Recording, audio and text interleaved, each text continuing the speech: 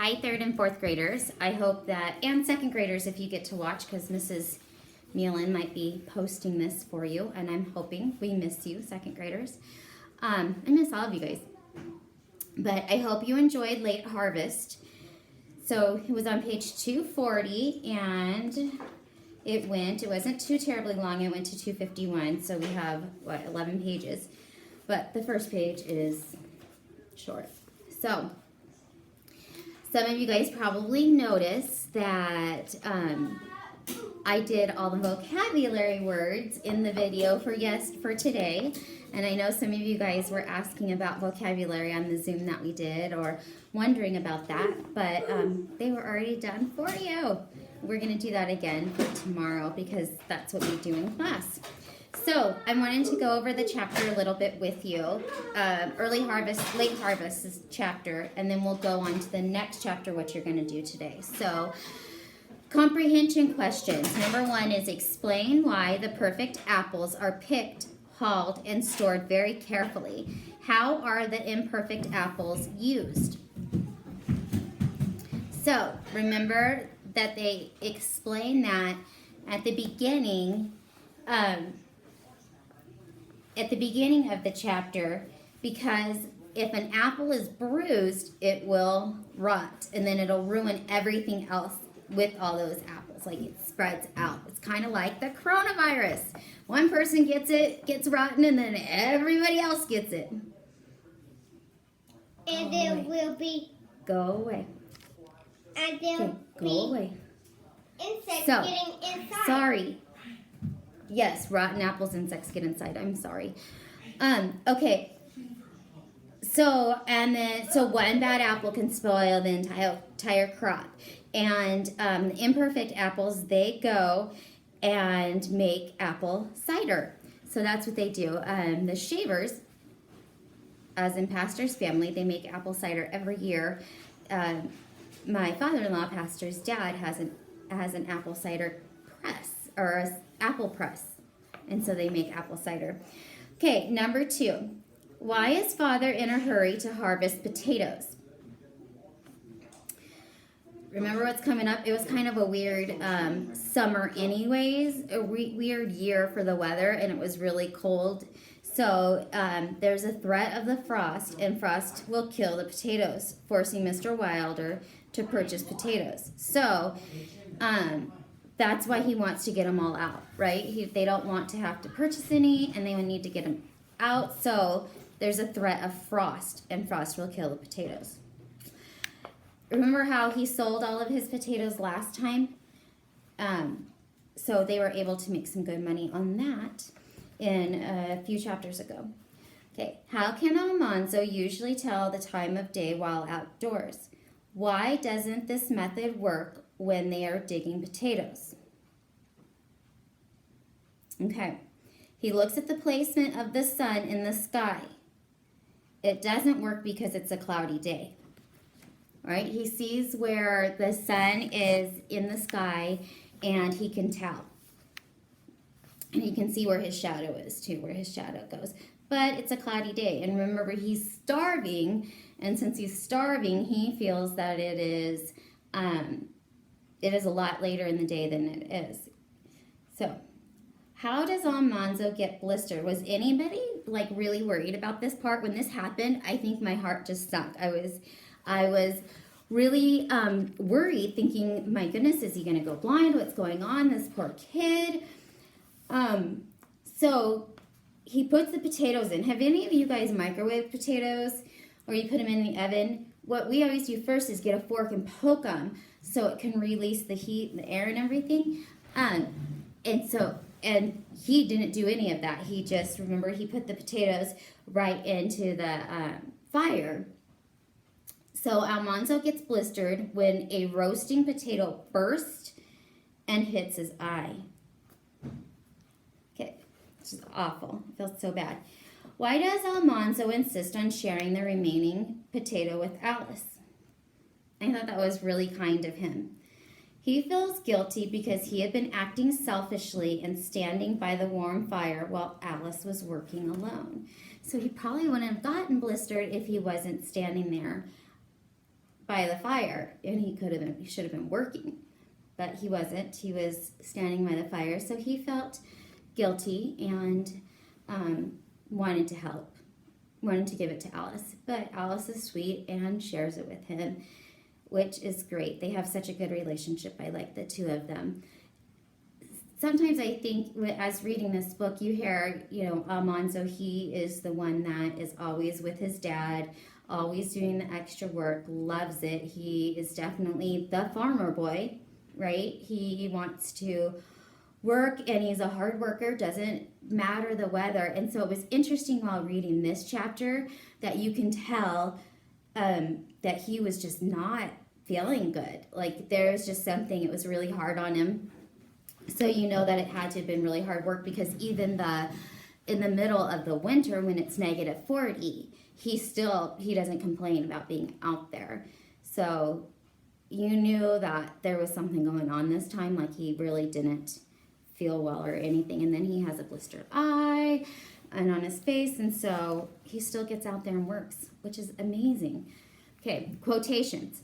No, it's yours. It was my potato that exploded. This one's yours because you're hurt, and I'm not hungry anyway, not very hungry. Who said that? Alice said that.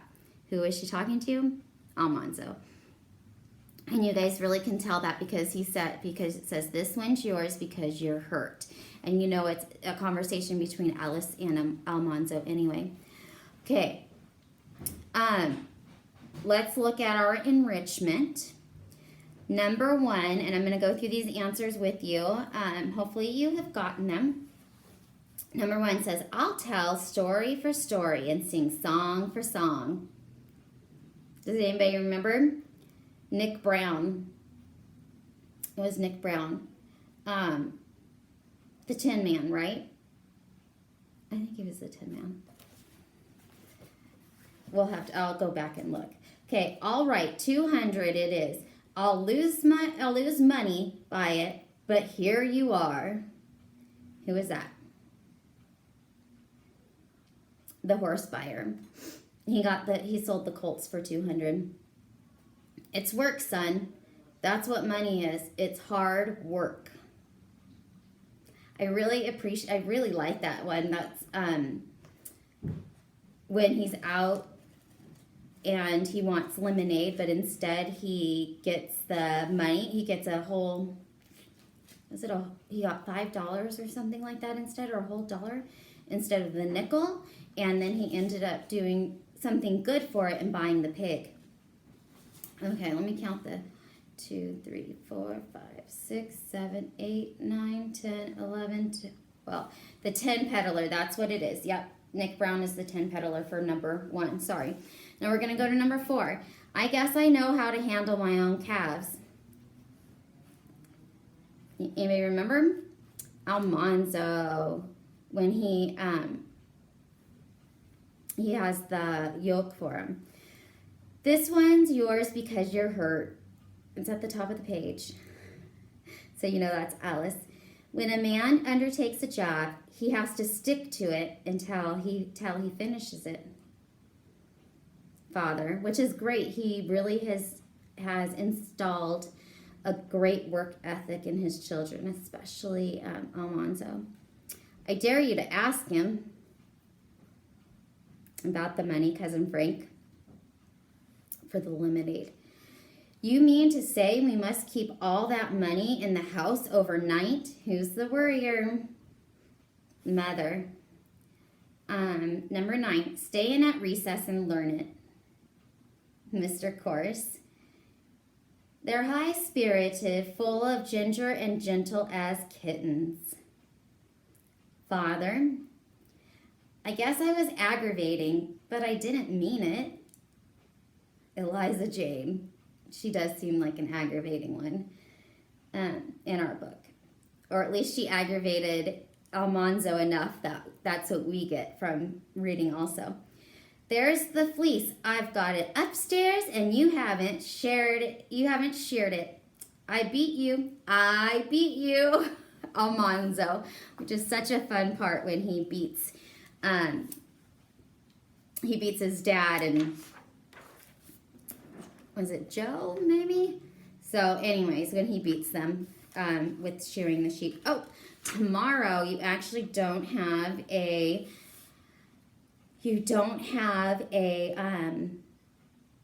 not tomorrow, today, sorry. You don't have a chapter to read. You have elements of literature. So you have character, page, so page 50, and then page 51, and a drawing page. So identify the characters new to Farm Boy since lesson 10.